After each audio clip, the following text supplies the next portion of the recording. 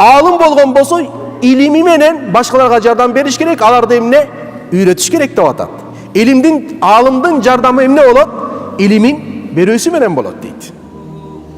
Wa yu'inuhumul ghaniyu bimalihi, emne bay болгон мал мүлкү менен жардам берет дейт.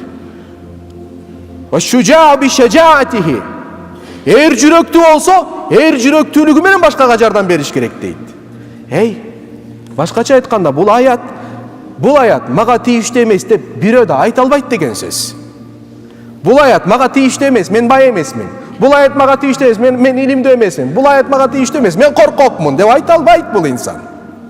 Сенде эмне бар болсо, сен эмнеге ээ болсоң, инсан болгондон кийин сенде бир качество болот.